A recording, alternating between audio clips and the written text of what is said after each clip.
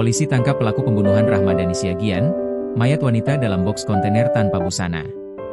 Polisi dikabarkan telah menangkap terduga pelaku pembunuhan Rahmadani Siagian, mayat wanita yang ditemukan meringkuk di dalam boks kontainer, di Jalan Menteng 7, Kecamatan Medan Denai terungkap.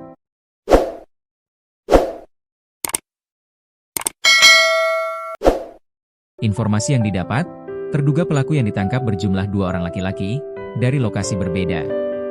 Penangkapan dilakukan oleh tim gabungan Mission Impossible Team, MIT.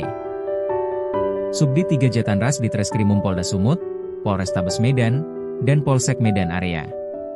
Keduanya ditangkap hanya beberapa jam setelah mayat Rahmadani Siagian ditemukan.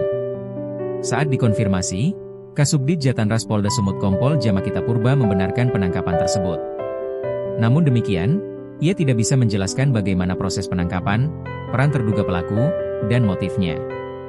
Ia menyebut penanganan dilakukan di Polrestabes Medan, dan Subdit 3 Jatanras turut serta dalam pengungkapan. Kami tim gabungan Jatanras di Treskrimum Polda Sumut bekerja sama dengan Polrestabes Medan, dan Polsek Medan Area. Untuk lengkapnya bisa ke Satreskrim, kata Kasubdit Jatanras Polda Sumut Kompol Jamakita Purba, Rabu, 11 Maret 2026. Diketahui, warga Jalan Menteng 7, Kecamatan Medan Denai, Kota Medan, dikagetkan dengan adanya penemuan sesosok jenazah, Selasa, 10 Maret 2026. Jenazah wanita tanpa busana berbalut selimut Hotel Oyo itu ditemukan dibuang di ladang pisang ujung pemukiman warga pada siang tadi.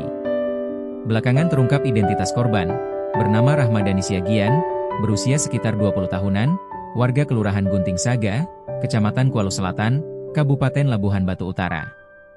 Rahmadani Siagian merupakan perantau di Medan.